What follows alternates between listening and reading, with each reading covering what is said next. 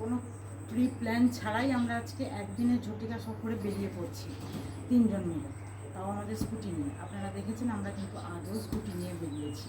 তো আজকে আবার সেই বেরিয়ে পড়ছি আমি, ছেলে আর কর্তামশাই 3 জন মিলে।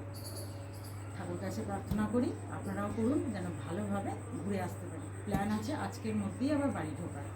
দেখা যাক কতটা কী করতে পারি আর কোথায় যাব সেটা তো সারাদিন আপনাদের সঙ্গে সবটা শেয়ার করবো। আপনারা সঙ্গে থাকুন, চলুন রওনা দেওয়া যাক। আমার হেলমেটটা দাও।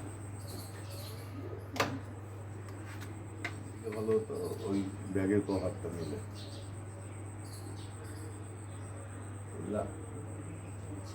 ওইটা দেবো, প্লাস্টিকটা দিই, ওটাই ভালো হবে,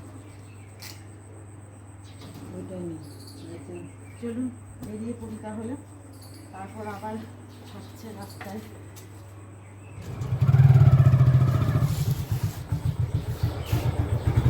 মা আসলাম, সাবধানে থাকবা। বেরিয়ে তো পড়লাম 3 জন মিলে। তবে কি জানেন তো, রাস্তায় বেড়ানোর পর না একটু মনটা খারাপ করে। আসলে বাড়িতে মা শাশুড়ি মা থাকে তো, ওদেরকে নিয়ে আসতে পারি না, মানে স্কুটিতে বা বাইকে গেলে ওদেরকে নিয়ে যেতে পারি না, তখনই মনটা খারাপ করে। তাছাড়া আর কিছুই নয়। তবে ট্রেনে বাসে গেলে ওদেরকে নিয়ে যাই, তখন কিন্তু বেশ ভালো লাগে। 5 জন মিলে একসাথে খুব আনন্দ করতে করতে যাওয়া হয়। এখানেও আনন্দ হয়, যেহেতু স্কুটিতে বা বাইকে যে বেড়াতে যারা বেড়ায় তারা জানে বেশ ভালো লাগে। তবে কিন্তু মনটা একটু খারাপ করে, যেহেতু ওরা সঙ্গে থাকে না। আর বড়রা সঙ্গে থাকলে কিন্তু বেড়ানোটাও বেশ ভালোই হয়। যাই হোক, কথা বলতে বলতে বহরমপুর বাইপাস যেখান থেকে শুরু হয় সেই জায়গাটা চলে এলাম। এখান থেকে বাইপাসটা শুরু হচ্ছে। তো আমরা তো ভেতরের রোড থেকে আসি, আমাদের শহরের মধ্যে থেকে যে রোডটা শুরু হয়েছে, মানে NH-34-এর ওপর দিয়ে।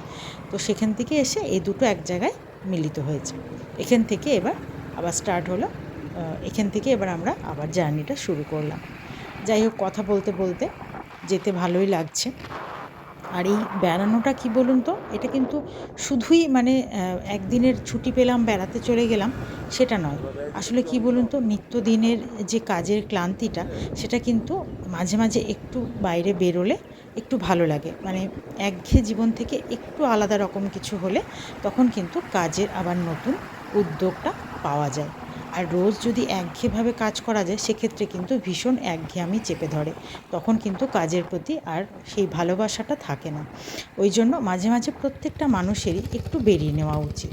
আমরা কিন্তু ওই জন্য একটু বেরোই। আগে যেহেতু খুবই বেরোনো হতো, এখন সেইভাবে হয় না, কারণ কর্তামশাইয়ের কাজটা এখন একদম অন্য রকম হয়ে গেছে। কারণ মানে বিজনেসটা তো একটু সরকারি, তো সরকারি ছুটিগুলোতেই ছুটি পাওয়া যায়, খুব বেশি ছুটি পাওয়া যায় না।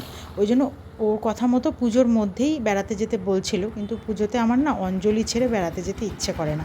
কিন্তু এখন দেখছি সত্যি উপায়ও নেই, মানে পুজোর মধ্যেই যেতে হবে। এই কারণে কিন্তু গত বছর আমরা পুজোর মধ্যেই বেড়াতে চলে গেছিলাম। আর গত বছর যাওয়ার আর একটা কারণও ছিল, কারণ গত বছর আমার অঞ্জলি দেওয়ার ব্যাপারটা ছিল না, আমাদের কালো ষষ্ঠ চলছিল। তো ওই কারণে পুজোর মধ্যে চলে গেছিলাম, কোনো অসুবিধে হয়নি। কিন্তু এবছর যেহেতু অঞ্জলি দেবো, মনটা খারাপ করছিল, তাই আর পুজোতে বেড়াতে যেতে পারলাম না। তাই একদিন এরকম কর্তামশাইয়ের ছুটি ছিল মান্থ এন্ডে, তো সেই দিনই বেরিয়ে পড়লাম। আর যেতে ভালোই লাগে, কিন্তু উপায় নেই, মানুষের যখন ছুটি ছাটা থাকে না, বা ছেলেমেয়েরা বড় হয়ে গেলে পড়াশোনার চাপ, তখন কিন্তু সত্যি আর যাওয়া হয়ে ওঠে না। সব কিছু মানে একটা সময় পর্যন্ত সব কিছুই ঠিকঠাক চলে, তবে এখন পরিস্থিতির সঙ্গে মানিয়ে নিতে হবে, যেহেতু এখন ছেলে বড় হয়েছে, ব্যবসারও চাপ আছে, সেই জন্য নিয়ে নিয়েছি একটা ছোট্ট টি ব্রেক।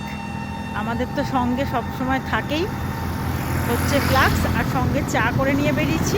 আর এই যে গ্লাসে করে চা, এই চাটুকু খেয়ে নিয়ে কিন্তু আবার ফুল এনার্জিতে গাড়ি চালাবো। একটু চা খেয়ে নিই।